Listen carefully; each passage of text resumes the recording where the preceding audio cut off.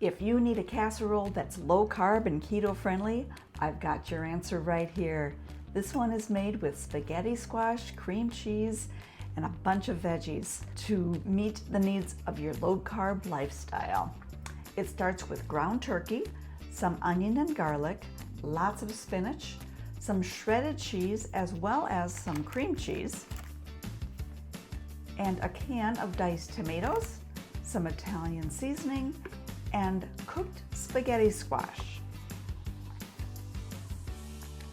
Now to start, I have to dice up that onion, of course, and as soon as I have that diced up, I'm going to start cooking the turkey with the onion.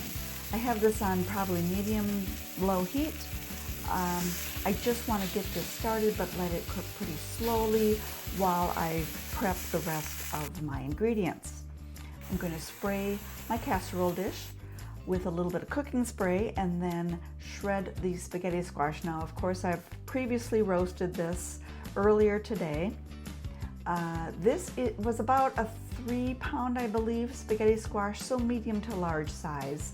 And what we need is about 2 to 3 cups of the shredded spaghetti squash. So I'm going to just kind of shred the 1/2 and put it in a bowl. And honestly, I'm going to eyeball it. And this looks like enough to me to be what I need for this casserole. So I'll save the other half for another meal. I only need 4 ounces of cream cheese, so I'll cut this block in half. Let's go check on the meat again. Of course, I've stirred it a few times in between here, but at this point is where it's looking like the pink is just about gone. The meat looks cooked through, and now we can add in our garlic, just some freshly minced garlic. Get that in there and stir it around a little bit. Now remember, garlic actually only needs 30 to 60 seconds, so less than a minute of its own cooking time. All you're doing is kind of removing the raw taste, and the biggest clue is when you smell that fragrant smell. But once you have given that a little stir, you can start adding the other ingredients. I like to start with the diced tomatoes. I include the liquid and everything. These are not drained.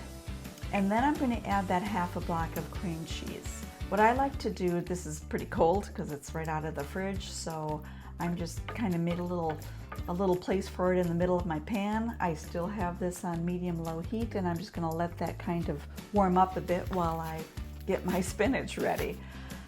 I am using a 5-ounce clamshell of fresh baby spinach. And what I like to do is just kind of rough chop it. You probably don't necessarily have to do this. I just kind of like to rough chop it a little bit to make the pieces a little bit smaller. They incorporate a little bit better. They stir in a little bit better because what you'll see once you add these to that skillet is that you're going to have a very full skillet of stuff. So like I say, just rough chop it however much you like and have it pretty much ready to go. Then I'm going to check on my cream cheese, and as you can see, it's melting quite nicely. At this point, since it's gotten nice and warm, I can be a little more aggressive, if you will, in encouraging it to break apart, melt, and distribute throughout this pan. I like to do this before I add anything else, just because it's kind of easy to lose track of whether you've got a clump of sour cream somewhere, or cream cheese. So you don't want clumps, you want it pretty much throughout the whole mixture. And the best way to ensure this is to make sure it's completely melted and completely distributed throughout. Then we can start adding our other ingredients, a little Italian seasoning, and the spaghetti squash. I'm going to give this a little bit of a stir, but not fully yet. And once you have this added, you can now turn off the heat, add 1/2 of the shredded cheese and that chopped up spinach. And then, as you can see, I have to a little bit more carefully mix this in and just kind of get it to the point where it looks pretty evenly distributed. You can see the cheese starts to melt and get all stringy, and the spinach will just start to wilt, but you're not cooking it, so the heat is off. So it's just a matter of getting this pretty evenly distributed, and once you have it at that stage, it's ready to transfer to your casserole dish. So remember, we prepared already with cooking spray, 9 by 13 pan. We just have to basically dump this in here and then spread it out a little bit.